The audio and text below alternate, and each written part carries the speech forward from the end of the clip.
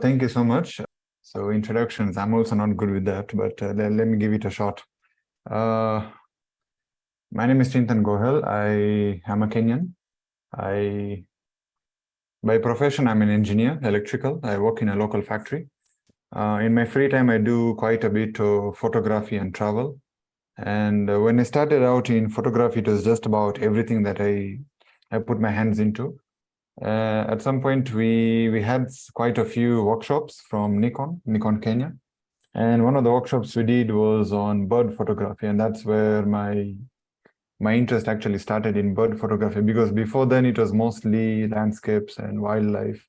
But bird photography to me presented a more interesting challenge because of the huge variety of birds we have. And I just got into it about 4 or 5 years back, and slowly have been developing my skills and also my the number of species I've actually photographed. It's actually quite it's a goal of mine that I want to photograph each and every species that can be found in Kenya. So I'm heading towards that goal. I know I've already gone past 100 species by now. The others, I know I still have around 1,000 to go, so I'll keep at it until I've got photos of each and every species in Kenya. Last year, I had the chance to visit India. It was a social visit. I was visiting my relatives there, and I hadn't seen them in quite a long while. And while I was in India, I thought to myself that let me do a bit of traveling. So I visited this national park called Keoladeo. And let me just start on that one now, because I had a few days to myself, and I said, let me just do some bird photography and see how far I can go with it. So the national park, it's located in a town next to Bharatpur. It's in Rajasthan, India. So if you Google it, you'll find it easily on Google Maps. And according to the internet, it has more than 360 species that have been recorded there. So it has quite a number of birds, and you're talking about birds from water birds to species living in the grasslands to different kinds of migrants as well. So there are quite a number of species that have been seen there. And it is a wetland area, about 30 square kilometers. A third of it's usually underwater because it was artificially created. So there's quite a bit of water that has settled there, and there's quite a bit of water that has settled there. It's open all year round, so you can visit anytime you like. I would recommend maybe try the cooler months, because if it's too hot, you might not enjoy it so much.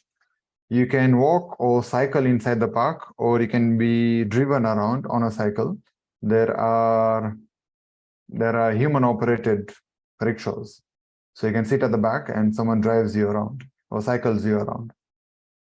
Besides the birds, they also have wildlife, quite a good amount of insects. Of course, vegetation is in plenty, from the water species to the dry ones as well. So that's about the park. Getting there, the closest city is Agra. So you could fly to Agra if you wanted to. If you want a direct flight from outside India, I would recommend you try some of the major cities. So New Delhi or Ahmedabad or some of the cities in the south. And then you can take a local flight to Agra and then get a bus or a train. So it is accessible by public means. So I used the state bus or the local transport. Actually at night. I traveled at night at 2 a.m. in the morning from another town. I got there at 6, quickly went to the hotel, refreshed, and went to the park, I think around 7:30 or 8. So I traveled overnight. It was quite safe. I didn't feel insecure at any point. So besides the buses, you could also get a train. The train would drop you in the town. And then from where the station is to the gate, probably another 5 kilometers, but you can get local taxis or rickshaws to take you there. And transport, as well as other things in India, it's quite affordable. You don't expect to pay so much for it. If you want a direct taxi from one of the nearby major cities, then yes, it's possible. But I would recommend maybe you go with a friend or two so you can reduce the cost for that, because the taxi would be a lot more expensive now. When you're in the town, like I said, you can get the local rickshaws or you can actually walk there. The hotel I had chosen was just a kilometer away, so I just walked to the gate. It allowed me to also stretch my legs a bit. And the fees, if you're an Indian citizen, I don't know if anyone from India actually joined for this one, but if you're an Indian citizen, it's only 120 Indian rupees. If you're non-resident, which is, I think most of the people who have joined today, it's 740 Indian rupees. So in terms of shillings, you're looking at about 1,100 shillings. And in terms of dollars, probably $80 or so. So it's about that much. It's not a lot. And the fee allows you to visit the park for the whole day. So you can get in at 6 or 7 a.m. in the morning and leave at 6 in the evening. So you can get a full day's experience inside. This is how the park looks like from Google Maps. Like I said, it's quite a big park. It's 30 square kilometers. You can walk along the different routes that are available inside. It has tarmac roads up to a certain point, and then some of the roads are more of dirt roads or cabro. So for walking and cycling, it's quite easy enough to do. Certain parts are accessible by car, but it's only just the major ones. So the rest is more of foot traffic or cycle traffic. Most people will stick to the main central path. So if you're starting from the gate, you would follow this white path. That's the central path. It goes in a straight line without any variation. It's quite open. It's quite wide. So people can pass there, cars can pass there. Most people stick to this one because it is still scenic enough. You still get to see quite a lot. But you still have other paths that branch off. So you have some going this way, some going this way, and so on and so on. They also have small canteens, or other countries will call them kiosks, where they sell a few maybe soft drinks. They have some snacks. You can also get, there's also a hotel inside. So the hotel, if I remember correctly, was somewhere around here. So there's a hotel there. Around this point, you have a canteen. About 3 kilometers inside, there's a canteen. If you continue further on, you'll get another canteen about this point. So these two places I remember seeing. And the good thing is, besides the canteens, you also have washrooms and water points. So if you had carried water and you finished, you can refill your bottles at these points, which is one of the really nice things I enjoyed about this park. Was they allow you to rest and re-energize. So unlike other parks where you would have to carry everything you need, these ones at least can give you something that can push you on. And this is what I really enjoyed about it, and allowed me to continue walking for the rest of the day, because I could refill my water bottle. I could get some soft drinks if I needed more energy for the day. And that was really one of the good things about this park. They also have sitting areas. So you can sit or for resting or just to look at the scenery. So most of the parks, they have benches every few 100 meters or so. So you can just have a rest and continue when you're ready to do so. So that's about the park itself. Like moving around, as I said, you can go on cycles like you see here. In front, you can see someone with the human-operated cycle, the rickshaws. And then on the right photo, you can see people on foot. They're just people I saw along the path, and I took a photo from behind. So some of the paths look quite open. Some of the paths are a bit more narrow, but still they're quite good enough. They're easy to walk on, and they give you plenty of scenery to look at. I wish I had taken a landscape lens for this trip, but I only carried my telephoto. So the photos generally are just for birds and other species that I've seen. Okay, so far? Yes, it seems like it. Okay, let me know if I go too fast. Yeah. All good. Okay. So while I was birding, and I've done birding for quite a while, so I usually have a few tips for myself, and I think this can apply to others as well. when you're looking for birds, especially if you're on your own, you look for sight. So sight means you look for color now. If you see something colorful in the trees, on the ground, or in the sky, usually it's a bird. Maybe it's a sound. So birds usually have some calls, and if you keep your ears open, you might hear something and you follow the sounds. Interesting thing about sound is sometimes what you're hearing is not really a bird. So when I was there and there was a certain sound I kept hearing all the time, it was a bit of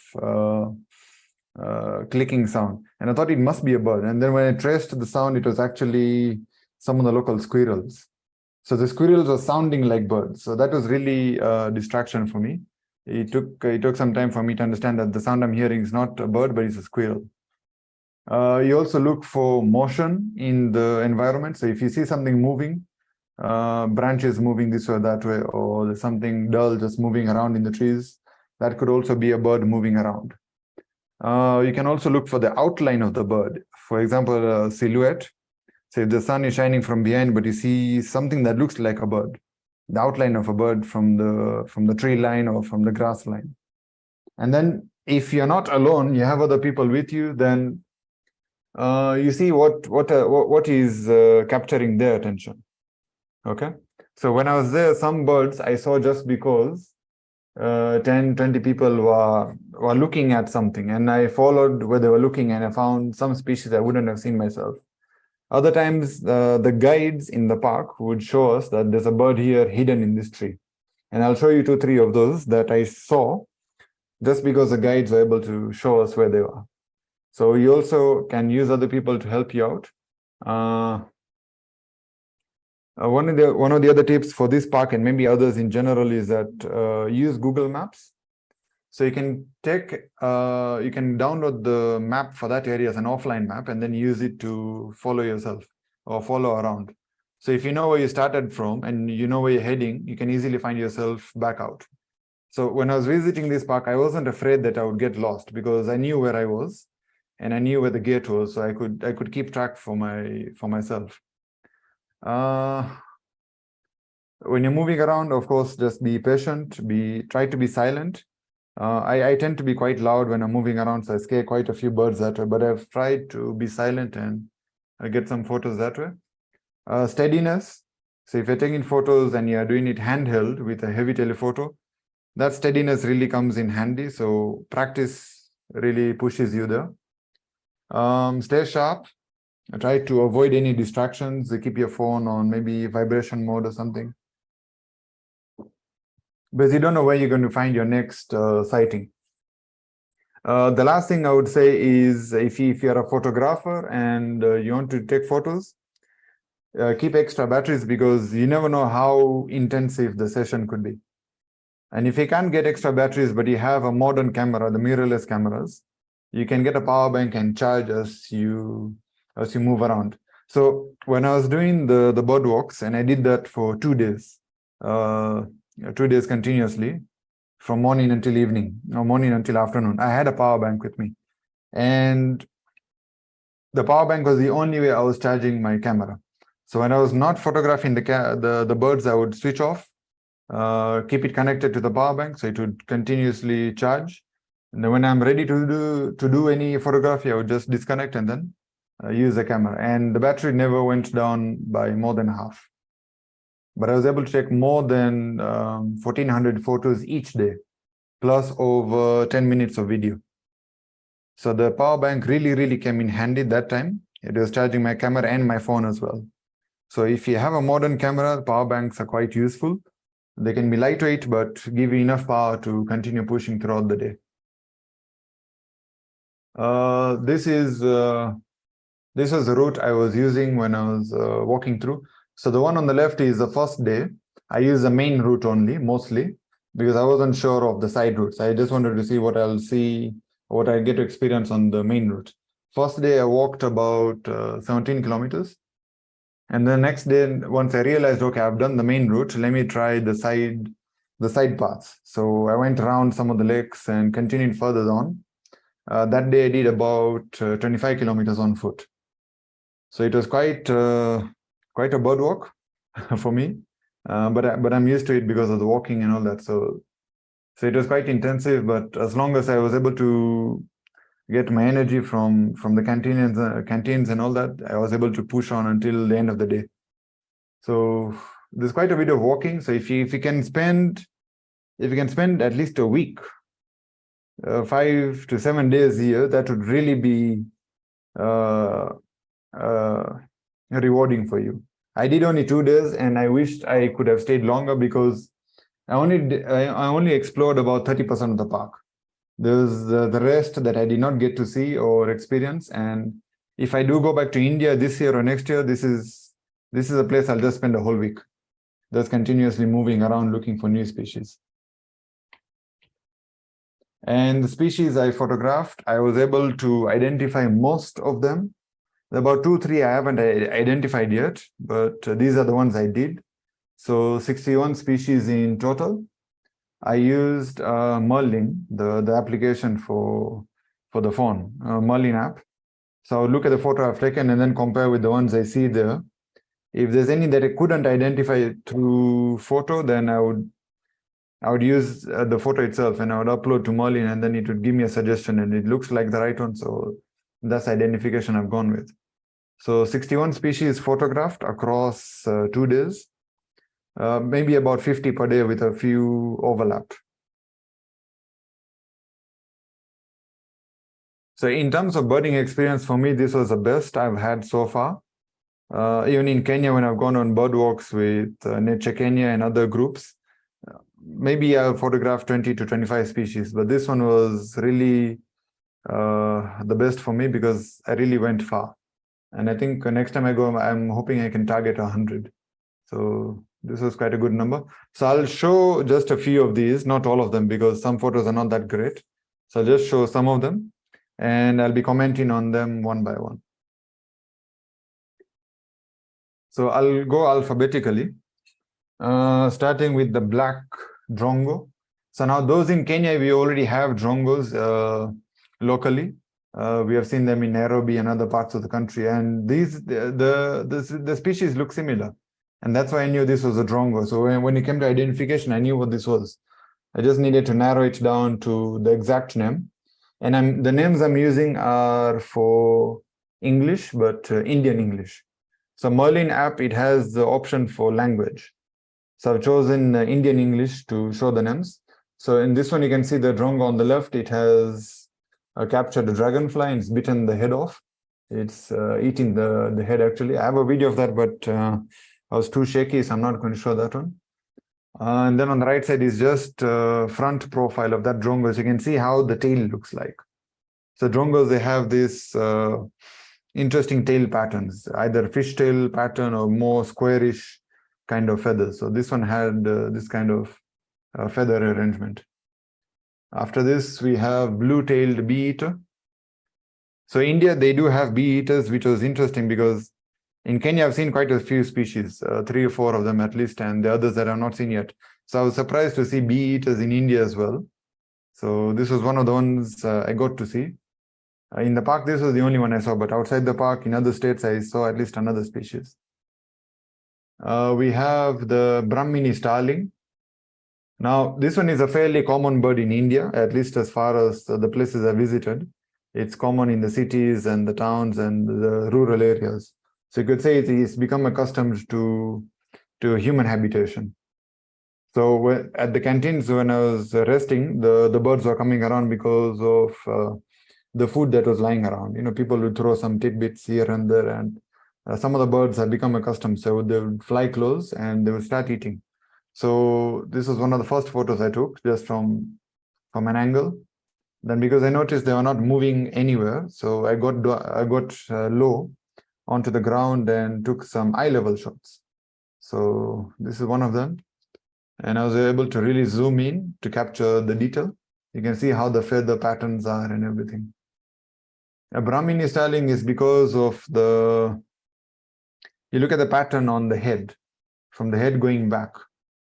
So that's a certain pattern, and that's where the name comes from. But it's a starling species, and not many starling species in India, but this was one of them. Unlike Kenya, we have quite a few, I think 15 or more species in Kenya. Also surprised to see the kingfisher.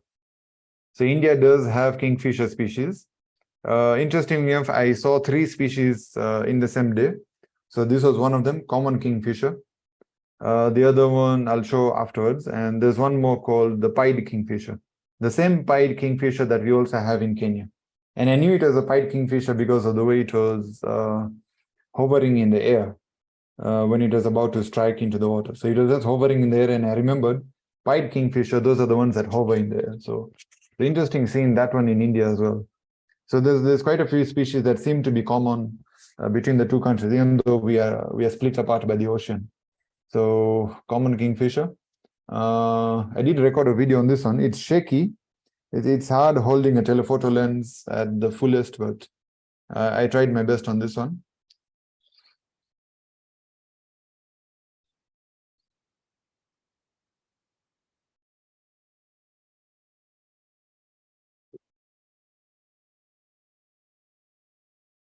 The next one, coppersmith barbet.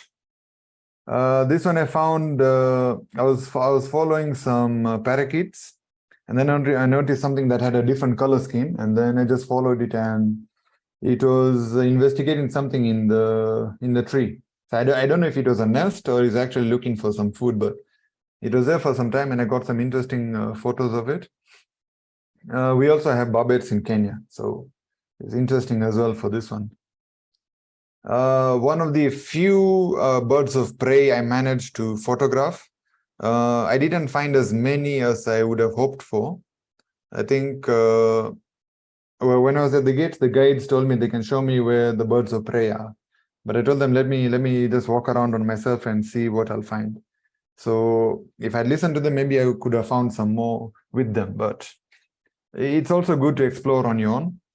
If any of you do for a week, then I would suggest maybe 5 days do on your own, and then 2 days you can use the local guides to look for the species you're not seen yet.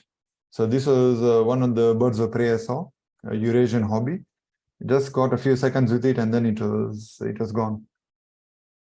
We have the Indian cormorant, and I like you to look at the color of the eye. It's an interesting shade of blue, I think. Yeah, it's a blue color, and from my experience, not many bird species seem to have that kind of color scheme for the eye. Most of them are brown, black, or yellow, or white, or red. But blue is not a color I've usually seen. So this was quite an interesting find. The cormorants are quite in plenty wherever there's water, so you'll see them here and there all the time. We also have hornbills. I think the 3-4 species in India. So this was one of the ones I managed to see. The photo is not very clear because they were in the forest, so lighting was not the greatest when I was photographing them. But I'd seen them 2-3 times in the same day, so they're also quite common in that area. The common or the national bird of India, the peacock or the peafowl. This was the first bird that I saw inside the park. But the thing is, they're not restricted inside the park. They're found actually quite all over in the country. Because when I landed in India, the first day itself, this is the first species I saw somewhere along the roadside. So peacocks are quite common, and you'll see them somewhere in the towns as well as the rural areas. So they're quite common in India.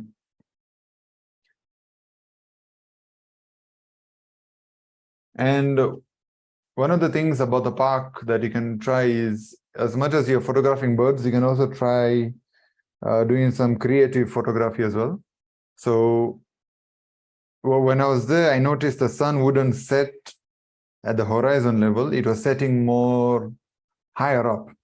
I think because of the pollution the pollution there is, the sun would set somewhere higher up. So before you could even reach the horizon, it's already disappeared. So it gave me ideas that if I could find a bird that I can photograph against the sun when it was setting, when the sun was setting, it'd be a really interesting shot. So I did get that chance on the second day when I was leaving. I was just walking as fast as I could, trying to look for any bird species that I could find, and with the sun in the background. And fortunately, I found the peacock. So This was one of the shots I managed, silhouette. The others I've also taken, but this I think was quite a good one for me. So this was a dream photo that I wanted, that if I can get a bird photo with the sun in the background, that would have been a really nice photo, and I managed to do it. And so yes, you can try some creative photography when you get the chance inside the park, or any park for that matter, if the sun allows you to do it. We have this one called the Indian pond heron. It was quite camouflaged. They're common, but they're quite camouflaged. So when you're walking around, you see something brownish in the water or in the bushes. And when you get close, then it would fly off. Now, when it flies off, then you realize the wings are white. So and then you get surprised, because the whole bird looks to be brownish in color, and then when it's flying, the wings are completely white. So, and these are quite common around. So, but they easily startled. So it took quite a bit of care to get close to them and then take this kind of photo. So this one is an owl, Indian scops owl. I wouldn't have seen this for one. It's quite camouflaged. Half of it's hidden inside the tree branch. And the only reason I saw it was we had some people that were just looking in that direction. So I followed to see where they were looking. It still took me some time to see the bird. It's really quite camouflaged. So when I did see it, then I was able to get some shots of it, because it wasn't moving so much. So quite an interesting find, just because I was paying attention to what people are doing as well. So as much as you're looking in the trees and the bushes and the ground, looking for birds, you can also pay attention to what other people are doing, because they might see something that you have not seen yet. So this was a find because of the visitors in that area. My friends in Kenya would also know these ones from the finch family. You can see the beaks, the way it looks. It's similar to the mannequins we have in Kenya. So these ones are called silverbills, but they also have other species similar to this called munias. So munias, I think, is a local name for mannequin. So I saw this in some bushes, and then they flew to some wires and got this shot. We also have ducks, so quite a number of duck species in the park. I did not see as many as I would have liked, but I think it's because the waterways are so big. Most of them, I think, are more towards the center than rather towards the edges. So this is one of the duck species I was able to see and photograph, but there are quite a number inside as well. Did a slow motion video for this one. When I'm recording videos, I'm recording at 120 frames per second, so I can slow them down and I get something interesting like this. I'm not that great with video editing yet, but I'm hoping to get there soon, so I can get the colors to be more proper for that.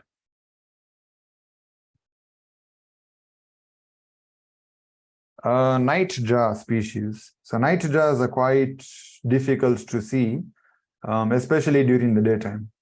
So this one, the only reason I saw this was because one of the guides was walking and he knew the nightjar was there. So he stopped and he had a small group following him, and he told them there's a nightjar species here. So I gave them time to look at it, and when they moved away, I got in, tried to get as close as I could, and then took a photo of this one. So I think it is a jungle nightjar based on the pattern that I'm seeing. Might be another species, but I'm 80% sure it's a jungle nightjar. And interesting enough, this was around, I think, 10 o'clock in the morning. It was awake. So when people are looking at it, it seemed to be awake, because I would expect it to be more asleep during the daytime. But it was awake, and I did a video for this one as well. So it was, I don't know, it was moving around, it was stretching, something of the sort.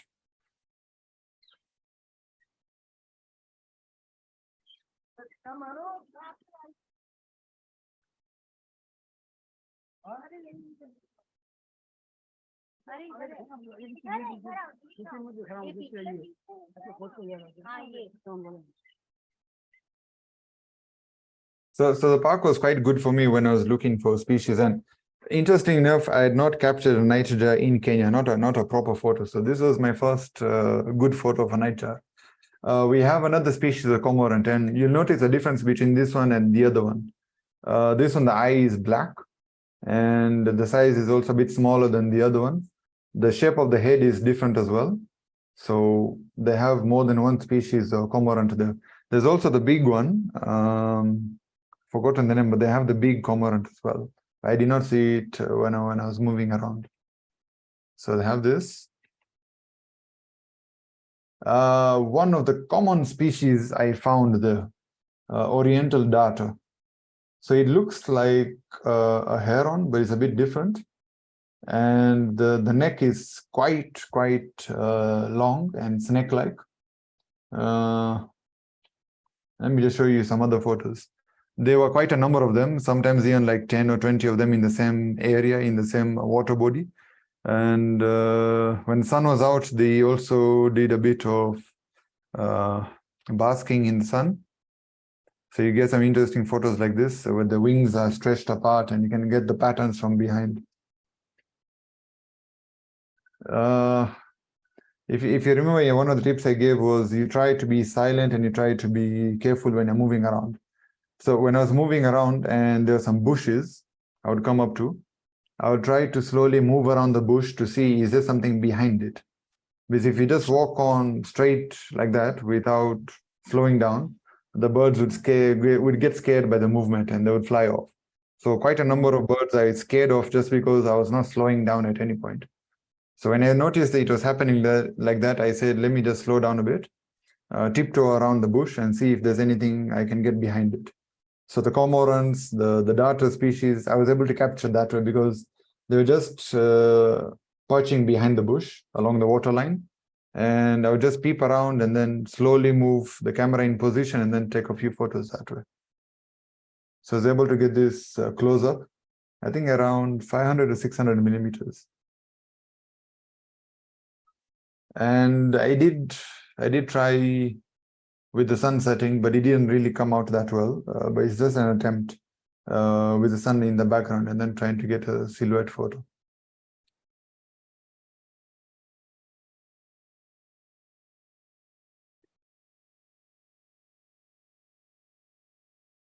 I have a video.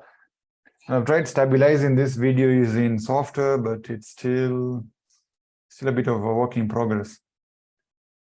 You can see something is happening around the mouth area for the bird. I'm not sure if it's clearing the throat or it's a certain bird behavior, but I've seen this in cormorants as well. So maybe someone can help me out and explain what this could be. But you can see how flexible the neck is. This species is a robin. It's quite common as well in the cities. But I found it in the park as well, and I was able to get quite close to it. So when you're getting close to birds, and this is another tip I can share, if you're getting close to birds, try to make yourself as short and small as possible. So what I did for this one is I sat on the ground and then put the camera on my knees and then took a shot. And then I would slowly creep forward, continuing to take photos as I creeped forward. Just sitting down on the grass, but I was moving forward all the time. And you continue doing that and you get to maybe something like this. This is the full photo. I've not cropped it at all. It's at 600 millimeters. So I was able to get, I think, within 3 meters or 2 meters of the bird.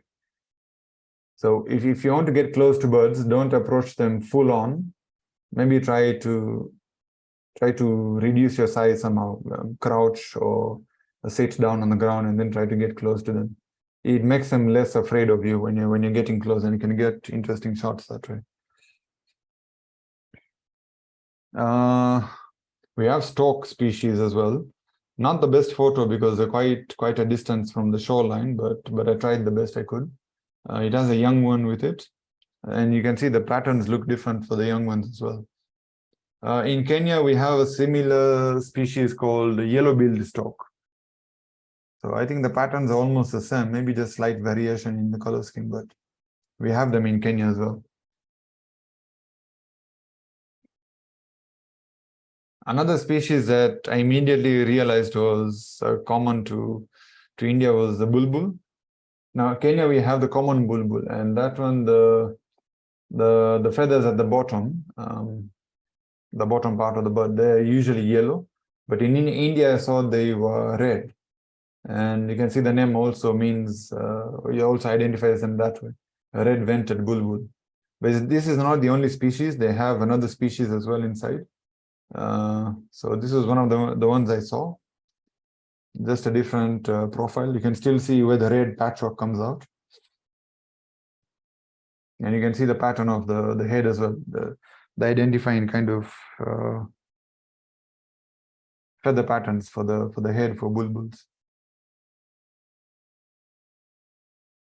They also have lapwings or plovers. So this was one of the ones I found near the shorelines.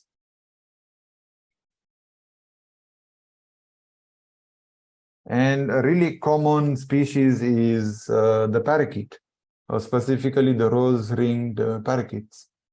And these ones I found in the cities. They're really, really quite common in the cities. They're almost everywhere.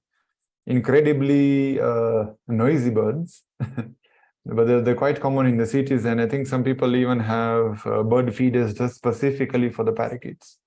But they're free. They're not kept in cages as far as I could see. They're free in the cities and the rural areas as well. So they have this one. They have, I think, 3 other species, but I only saw this one while I was there. So they look similar to parrots, and I think they come from the same family or something.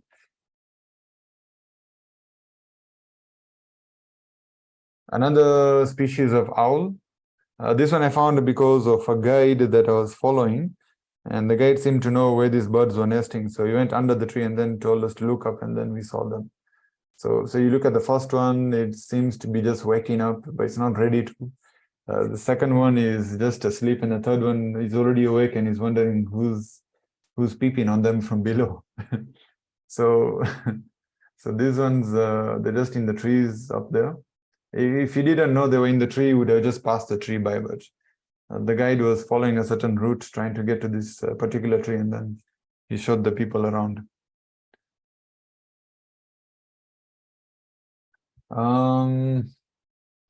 The fast-moving birds, so swifts, martins, and swallows, they're also quite represented.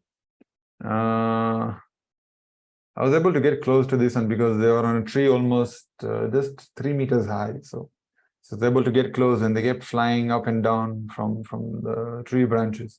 So some would fly in, some would fly out, and I was able to get a few shots that way. One of the few photos I've actually taken of swallows, because they're incredibly difficult to photograph, especially when they're flying around. It's almost impossible to take. But when just near the tree branches, I got a few lucky shots that way.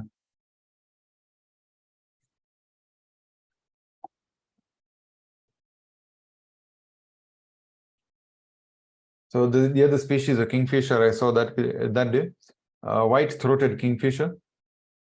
They are perched quite silently, and you wouldn't know it's there until you get close, and then they get scared off. Then you see a lot of you see the bright blue feathers at the back just flying off.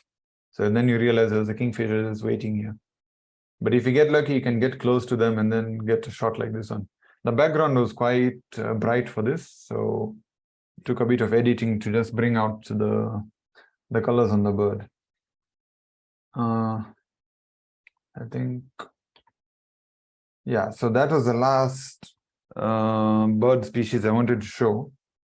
Let me just look through the chat just in case there's a question I need to answer, and then we can continue forward from there.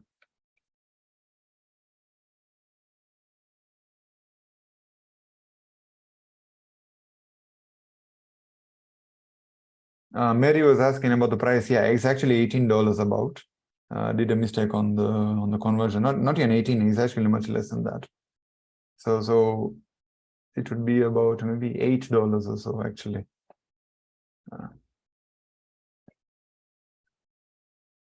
David was asking how much I walked, which I've already shared. First day I did 17 kilometers and then second day I did 25. You have the option of cycling. So you can cycle around, and then when you get to a certain bird, you can stop and then take the photo and then continue on. You also have the option to be driven around on rickshaws.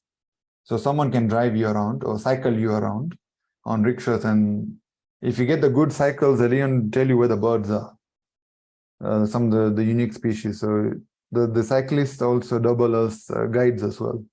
So that one can be an interesting way to get around. I usually prefer to do it on foot because it allows me to get really close to the bird species when I want to, and allows me to be slow as well. So again, David, I stayed overnight, yes, but in a hotel outside the park. So when it came time to leave, which was around 6 p.m., I left, went to the hotel, backed up to all the photos, charged everything, and then had dinner. And then early morning the next day, I came back in the morning at 6:30 or so. Are there any dangerous animals in the park? I'll show a few of the species of wildlife I saw. So they do have some antelope species. I also saw jackals. But in terms of carnivorous animals, not so many. So the jackals, I think, are common maybe. Some dogs are moving around as well, but nothing serious. So there are no leopards around. They haven't been seen for a while. Tigers, not really, because the area is next to a major town. So the big cats are not there as well. There might be snakes, but I'm guessing the small ones, not the big ones. They also have a few cattle. A few cattle that are just moving around by themselves. I think they become wild again. So you notice that inside. The owl, the scops owl, yes, the green tint was because I was shooting through some leaves, so the tinting came because of that. I wasn't getting a clear shot, but that was the best I could do it. David, you have quite a number of questions. I have a telephoto, so it's a zoom lens. I'm using a Tamron 150 to 600, the second version, the G2 version. And the camera I'm using is Nikon Z50. It's a mirrorless crop camera. So to use that lens, I have to use the adapter that comes for the mount. So F to Z adapter. It's working 95% okay so far since I got it last year. So I'm really enjoying the lens. I know what I've paid for. So most of the shots, they come quite nicely. Just a few are maybe out of focus now and then, but most of the shots are quite good enough. And I've even been able to capture a few in flight. So yeah. So just continuing on. I'm almost near the end actually. So I just wanted to show a few other kinds of photos I managed to take while I was there. Like I said, they have wildlife species, so the monkeys are around as well, different species of monkeys. They're usually quite common near the temples because of the food that is around that area. So one of them decided to do a bit of posing. The right side is just a tree that is in the water. So the water levels will sometimes rise and then the tree roots are covered up. So, but you get some really nice reflection shots. So if you can get some interesting scenery or some bird or animal in the water, it will really come out quite nicely. Insects. The interesting thing about a telephoto lens like the one I'm using, you can do a bit of macro work with it. Not proper macro work, but you can get quite zoomed in shots for insects. So this dragonfly was one of the ones I managed to do. Like I said, they have a species of deer and antelope inside. I've forgotten the name for this one, but they're quite common in the parks. Not so much outside the parks, but inside they seem to be quite common. The left one was early morning when the sun was rising. That was around 7:30ish. So now like if it was Kenya, by 7:30, the sun would be blazing on top of us.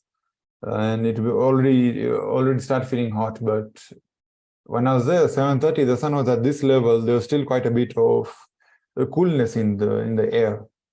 And you could even look at the sun, for a few seconds without moving away. So the haze and the pollution that is in the area allows you to do this.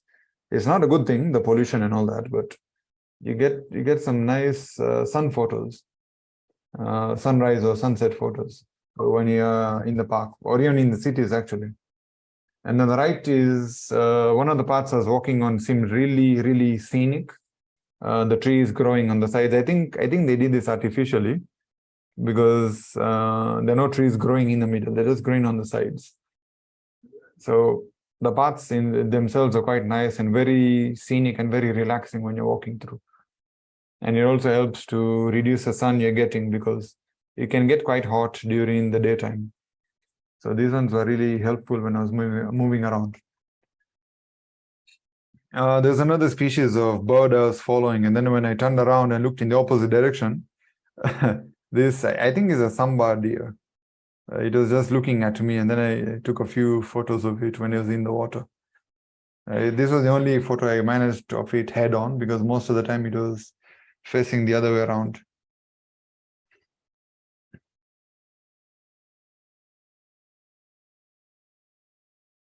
At one of the temples that they have, this next to a water body, the priest went out to feed these, I think they're called turtles or terrapins, one of the two, but they're quite huge, maybe half a meter in length.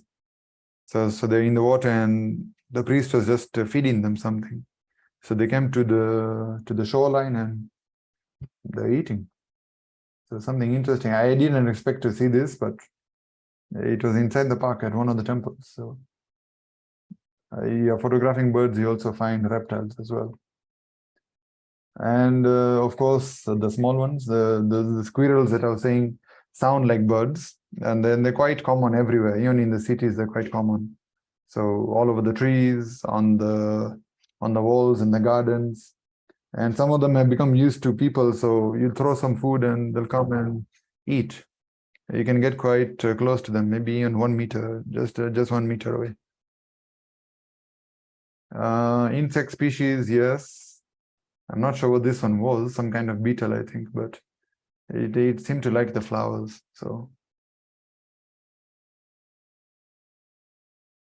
and bats. So one of the trees at the other rest stop, when I was just waiting for some time just resting, I saw this bat species in the tree, and I tried to take some photos. But bats, of course, they hide inside the tree. So the light quality is not the greatest. So the ISO was quite high for this one. But yeah, it was in the same tree the next day as well. So I managed to take this kind of photo. I'm not sure which species it is. I've not looked at the mammals yet. I'm still learning on the birds part. And It looks like a fruit bat. yeah. So I'm already done. So thank you to there's a photographer. She's based in Dubai now. She's called Priyanshi. She's a really, really amazing wildlife and bird photographer, and she's the one who inspired me into bird photography. So you can search for her on Instagram and give her a follow. In Kenya, we have a local research group called Nature Kenya. They do bird walks every week on Wednesdays and once a month on Sundays as well. And I've been a member of them for the last, I think, 1.5 years now. So they visit different locations, and for them it's research. They record the species of birds they've seen. But for me, I get to practice bird photography because they allow me to join and take photos, and they also help me look for the birds. So they've really helped me practice bird photography and get to the level that I've reached so far. So some of the people who have joined today are from Nature Kenya, so I'm happy they've joined in. And of course, I can't forget the host, Learn the Birds, Derek and the rest. Thank you so much for letting me talk on and on and on. for so long. Yes, I finished. Thanks so much, Chintan. That was really interesting, and it just goes to show that when you're sitting in the room listening to other people speak, if you have some good stories to tell, you're welcome to come and tell them on Learn the Birds. And you've done a really stunning example of that, Chintan. So thanks very much, and your photos are awesome. I see there's still a few questions in the chat. You want to pick them up yourself because I think you were following the chat. You want to maybe stop sharing now and Okay. just let. All right. So did I take these photos on manual settings? For the past few months, I've been the settings I use is aperture would be manual. My shutter speed would be manual, but I would control my shutter speed depending on the light. And then ISO, I've kept it on auto. So ISO settings would change by itself when I'm taking the photo, but shutter speed and aperture, I would control those two myself. So what this allows me is, because of the camera that I'm using, it allows me to get sharp photos all the time. And if the light is not enough, then I can try reducing the shutter speed and hope the ISO can reduce and I can still get a sharp photo out of it. There are some photos I've taken in the past with really slow shutter speeds on a telephoto, and they've come out quite nicely. So when I'm shooting, it's manual, but ISO is on auto.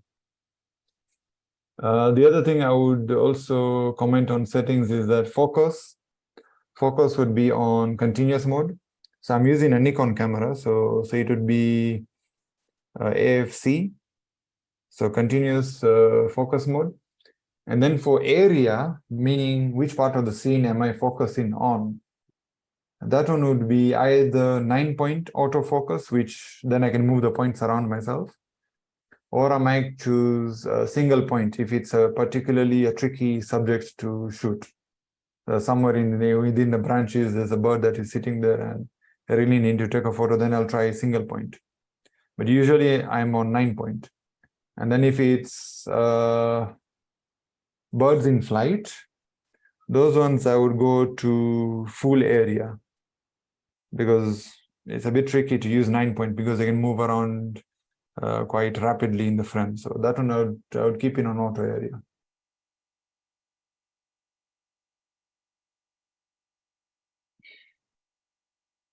Lots of people commenting on the quality of your photos, so that's good. All right, thank you. Are there any other questions before we say good night? If not, then I think I'll just pop in and say goodbye to everyone. And thanks everybody for coming. And thank you again, Chintan. The next time you do a trip, let us know. Maybe we can fit in another presentation. Maybe next time I can talk about the photos. The birds in Kenya. Yeah, there you go. Because I can collect all the ones I have and then do another presentation in the future. Sure. Awesome. So thanks everybody. And we do have some webinars coming up in March. We haven't posted them yet. One of the challenges with having webinars that are all voluntary is getting the material from the speaker, but we do have 2 speakers because, as you probably recall, March is International Women's Day, and we treat the whole month as International Women's Month, and we try to have all women speakers. So we have 2 speakers lined up for March, and they will be posted hopefully over the weekend. If not over the weekend, then early next week. So thanks again, everybody, and goodbye.